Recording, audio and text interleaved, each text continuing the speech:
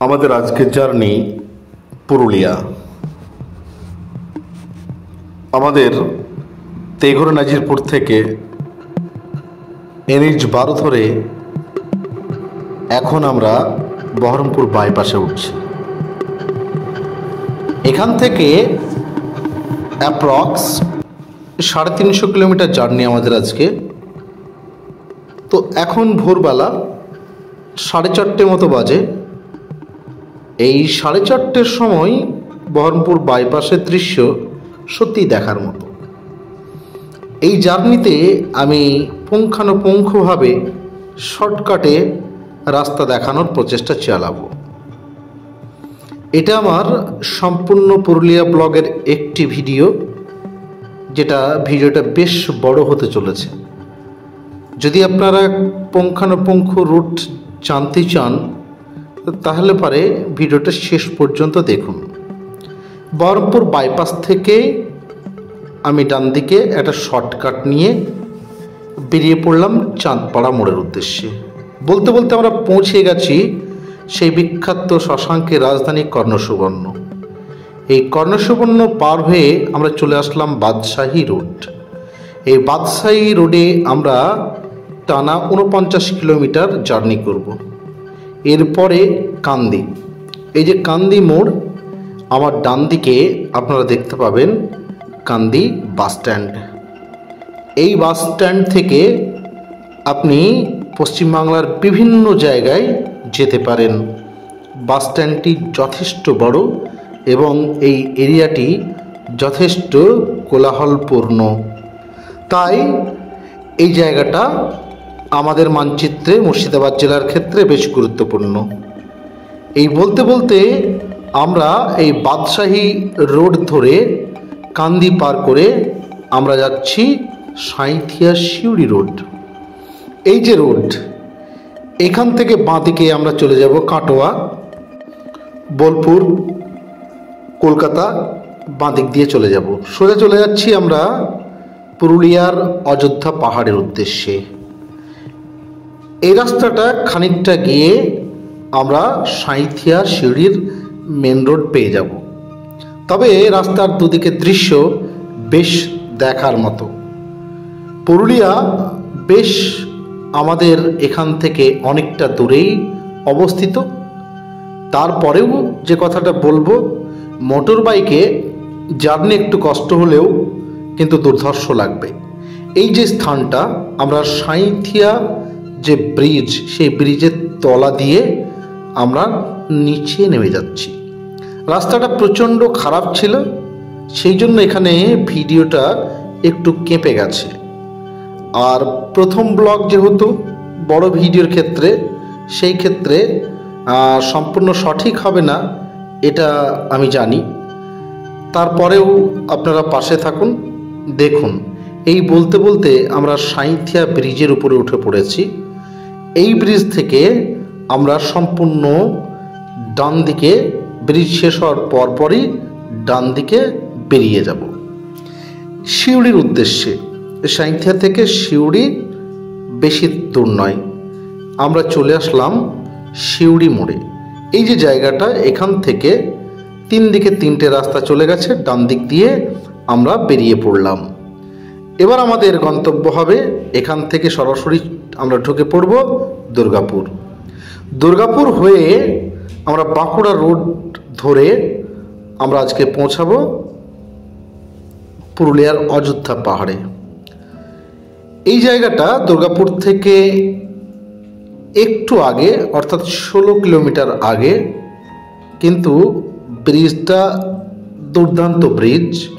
এই ব্রিজটার নাম কি আমি ঠিক জানি না, আপনারা দেখুন। যদি কেউ জেনে থাকেন ব্রিজটির নাম কি, তাহলে পরে কমেন্ট বক্সে একটু জানাবেন। এই যে ব্রিজটি, আপনারা একটু খেয়াল করুন, নতুন কালার করা হয়েছে। আর এখান থেকে দৃশ্যটা কিন্তু খুব মারাত্মক সুন্দর। অজয় নদের উপর বীরভূমের কোনো একটা জায়গায় হয়তো ব্রিজটি হবে। অজয় নদের আমরা যেটা খেয়াল করব যে প্রবাহটা ছোট হলেও এর অংশটা কিন্তু বিশাল বড়। ওই সামান্য একটু অংশ হচ্ছে অজয় নদ, আর বাকি গোটাটাই চর পড়েছে। এই চর পড়ার অংশে কাশফুলের সমারোহ দেখা যাচ্ছে। এই ব্রিজটা বেশ সুন্দর দেখতে, এই ব্রিজের রাস্তাটাও খুব সুন্দর। আপনারা চোখে না দেখলে হয়তো বুঝবেন না, ভিডিও একটু বেশি কেঁপে গেছে, ধৈর্য ধরুন, রুটটা আপনারা পেয়ে যাবেন। এই ব্রিজ পার করেই আমরা যেখানে ঢুকবো সেটা হচ্ছে দুর্গাপুরের মেন সিটি। এই দুর্গাপুর থেকে আমরা দুর্গাপুরের ব্যারেজের উপর দিয়ে বাঁ দিক দিয়ে ডান দিক দিয়ে আমরা বেরিয়ে আসব। এখান থেকে আমরা বাঁকুড়া কভার করব। বলতে বলতে এই ব্রিজের শেষ প্রান্তে আমরা পৌঁছে গেছি। আমরা পৌঁছে গেলাম, তাই এবার আমরা দুর্গাপুরের মেন সিটিতে পৌঁছে গেলাম। এই সোজা 130 মিটার যাওয়ার পরে বাঁ দিক দিয়ে বেরিয়ে যাব। এই বাঁ দিক দিয়ে বেরিয়ে গেলেই আমরা দুর্গাপুরের মেন সিটি পেয়ে যাব। উপর দিয়ে ন্যাশনাল হাইওয়ে চলে গেল, তার পাশ দিয়ে আমরা দুর্গাপুর মেন সিটিতে ঢুকছি। আর দুর্গাপুর সিটি সম্পর্কে আমার বলার কিছু নেই, আপনারা সকলেই অবহিত আছেন যে দুর্গাপুর জায়গাটা কেমন, কতটা সুন্দর। আপনারা সকলেই যারা এসেছেন জানেন। আমি এই প্রথম এখানে আসলাম, তাও আবার বাইকে করে। এই যে বাঁদিকে রাস্তাটা, এই বাঁদিকে রাস্তাটা দিয়ে একেবারে দুর্গাপুর মেন সিটির উপর দিয়ে আমরা বেরিয়ে পড়ব। খানিকটা রাইড করার পরেই আমরা চলে আসব সবুজের যে জেলা, বন জঙ্গল যেখানে বেশি, সেই বাঁকুড়ার মধ্যে। এই যে মাঝে মাঝে এই রাস্তাতে দেখা যাবে বাম্পার রয়েছে, যেহেতু শহরের প্রধান রাস্তা। এই যে ডান দিক বললাম, শর্টকাট ধরে এই ডান দিক দিয়ে দুর্গাপুর ব্যারেজের অংশ আপনারা দেখছেন যে সম্পূর্ণ জল এখানে ধরে রাখা রয়েছে। এখান থেকেই একটি জলবিদ্যুৎ প্রকল্প রয়েছে। এখানে অনেকগুলো গেট রয়েছে, সামনে গেট ছাড়া রয়েছে, যার ভিডিও আমরা অবশ্যই করিনি, কিন্তু এর পাশের যে অংশটা সেই অংশের ভিডিও আমরা করেছি। এটুকু বলতে বলতে আমরা কিন্তু বাঁকুড়ার মধ্যে পৌঁছে গেছি। বাঁকুড়ার দুধারে রাস্তার যা কন্ডিশন, খুব সুন্দর রাস্তা, মাঝে মাঝে বাম্পার রয়েছে, কিন্তু এই রাস্তাটায় বাম্পার নেই। এইগুলো হচ্ছে কাজু, তারপরে হচ্ছে মহুয়া বনের বাগান। দুই সাইডে ঘন জঙ্গল দ্বারা আবৃত এবং এই সবুজ বৃক্ষের বুক চিরে তার মধ্যস্থল দিয়ে চলে গেছে একটি সুন্দর রাস্তা, যে রাস্তায় খানিকটা দাঁড়িয়ে জিরিয়ে নেওয়া যায়। বলতে বলতে আমরা কিন্তু চলে এসেছি বাঁকুড়া পুরুলিয়া, যে বাঁকুড়া পুরুলিয়া রোড যে রঘুনাথপুরে গিয়ে উঠবে। এই রাস্তাটা আমরা 20 কিলোমিটার রাইড করব। এখান থেকে আমাদের গন্তব্য এখনো 63 কিলোমিটার দূর, অর্থাৎ পুরুলিয়া শহর। আর যদি মোট আমরা দেখি তাহলে পরে এখনো 102 কিলোমিটার, আমরা 248 কিলোমিটার কভার করে ফেলেছি। এই রোডটা হলো আপনাদেরকে বললাম যে পুরুলিয়া রঘুনাথপুর রোড। এই রোড থেকেই আমরা পুরুলিয়া আসানসোল রোড 58 কিলোমিটার হয়ে পুরুলিয়া শহরের মধ্য দিয়ে আমরা পৌঁছে যাব একেবারে অযোধ্যা পাহাড়। একেবারে সরাসরি আপনাদের সঙ্গে কথা বলবো সেই অযোধ্যা পাহাড়ের শুরু থেকে।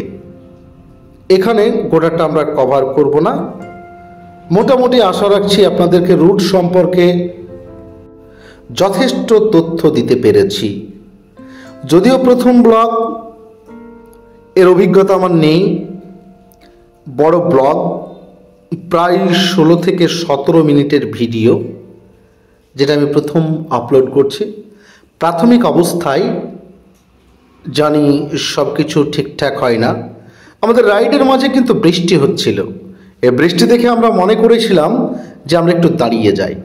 রাস্তা কিন্তু দুর্ধর্ষ রাস্তা। এ রাস্তায় বাইক চালানোর উপযোগী রাস্তা। আপনি যদি এখানে না আসেন আপনি বুঝতে পারবেন না।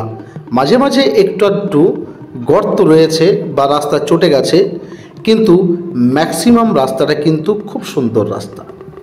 এই রাস্তায় অনায়াসেই আপনি রাইড করতে পারবেন। রাস্তার দুধারে গ্রামও কিন্তু খুব কম, নেই বললেই চলে। একেবারে ফাঁকা মাঠের মধ্য দিয়ে রাস্তা চলে গেছে, মালভূমি অঞ্চলের উপর দিয়ে ঢেউ খেলানো রাস্তা। কোনো জায়গায় রাস্তা নেমে গেছে, আবার কোনো জায়গায় রাস্তা উপরে উঠে পড়েছে। তাই এখানে রাইড করে আপনি আলাদা একটি শান্তি পাবেন। যদিও পাহাড়ি রাইডের ক্ষেত্রটা সম্পূর্ণ আলাদা, তবে এই অঞ্চলে রাইডের অভিজ্ঞতাও সম্পূর্ণ ভিন্ন। আপনি সবুজকে যদি ভালোবেসে থাকেন, প্রকৃতির টান যদি আপনার হৃদয়ে থাকে, তাহলে নিঃসন্দেহে আপনি পুরুলিয়া ভ্রমণ করতে পারেন। আমরা কিন্তু এই রাস্তাটির শেষের দিকে প্রায়।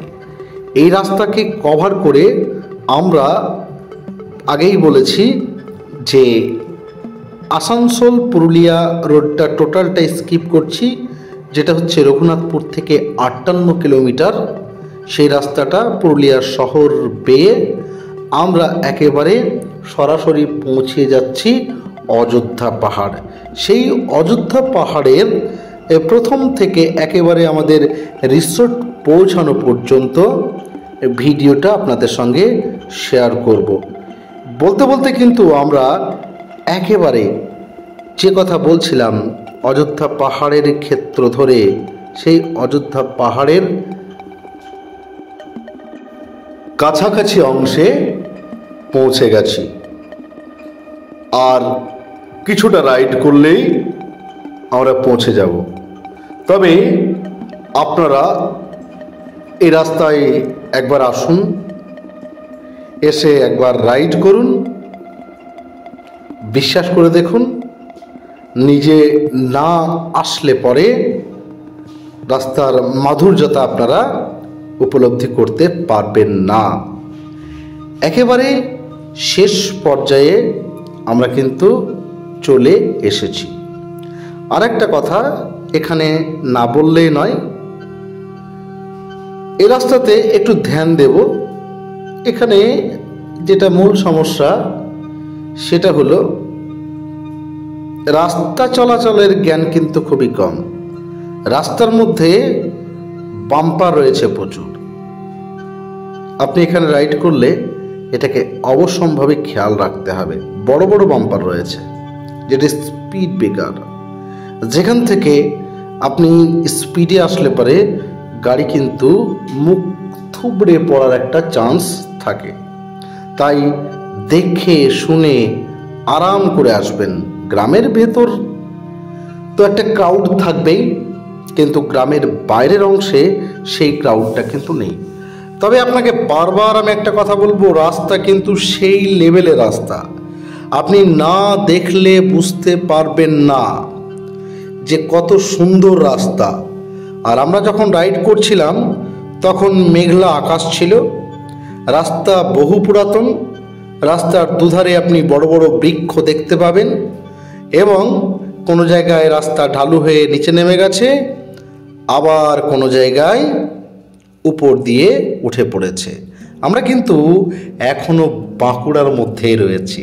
বাঁকুড়ার ছোট বড় পাহাড় আমাদের চোখের মধ্যে আসছে। যদিও এর আগে রাইড হয়েছে, তবে মোটর সাইকেলে আমি যাইনি, দার্জিলিং পাহাড় দেখেছি। সেরকম পাহাড় কিন্তু এখানে না। আপনি প্রকৃতি ঘেরা, একটু পরিষ্কার পরিচ্ছন্ন, একটু দূষণমুক্ত বাতাস যদি নিতে চান তাহলে পরে আপনি অবশ্যই আসুন অযোধ্যা। বলতে বলতে কিন্তু আমরা পাহাড়ি রাস্তায় পৌঁছে গেছি। এই পাহাড়ি রাস্তায় মোটর সাইকেল নিয়ে আমার সর্বপ্রথম রাইড। মনের ভেতরে যে কি অনুভূতি হচ্ছে, কত যে ভালো লাগছে আপনাদেরকে বলে বোঝাতে পারবো না। চড়াই উতরাই রাস্তা, কোনো জায়গায় রাস্তা একেবারে উপরে উঠে গেছে, আবার কোনো জায়গায় রাস্তা নিচে নেমে গেছে। এই জায়গাটা একেবারে উপরে উঠে গেছে। খুব সুন্দর রাস্তা, আর এখান থেকে ভিউটা কিন্তু দুর্দান্ত। আপনি দেখলেই বুঝতে পারবেন। আমি প্রথমেই বলেছি আকাশ মেঘলা, সেই কারণে আমাদের ভিউটা তেমন আসেনি। বৃষ্টির ফোঁটা মাঝে মাঝে এক আধবার আসছিল, কিন্তু সমতলে যে গরম পড়ছিল সেই গরম থেকে আমরা কিছুটা রেহাই পেয়েছি। এখানে ঠান্ডা নেই, তবে একেবারে খুব বেশি গরমও নেই। রাস্তা একেবারে দুর্ধর্ষ, পাহাড়ি রাস্তা। এখানে একটু দেখে শুনে চলতে হবে। সর্বক্ষেত্র ধরেই যেটা বলার কথা, আপনি যদি প্রকৃতিকে ভালোবাসেন, এক অপার মায়াবী প্রকৃতির রূপ আপনি দেখতে চান, তাহলে পরে আপনার অবশ্যই গন্তব্য হওয়া উচিত অযোধ্যা পাহাড়। বলতে বলতে আমরা অযোধ্যা পাহাড়ের একেবারে এই হিল টপে পৌঁছে গেছি, যেটা হচ্ছে প্রায় 730 মিটার উঁচু। খুব বেশি উঁচু না, তবে দুর্ধর্ষ ভিউ। আপনি না দেখলে বুঝতে পারবেন না। আমি আপনাদেরকে অনুরোধ করব, আপনারা অবশ্যই অযোধ্যা আসুন। যদি প্রকৃতিকে ভালোবেসে থাকেন, রাস্তার দুধারে প্রচুর হোটেল আপনারা পেয়ে যাবেন, রিসোর্ট পেয়ে যাবেন, হোমস্টে পেয়ে যাবেন। এখানে অনায়াসেই একটা দিন ঘোরা যায়। খোদা হাফিজ।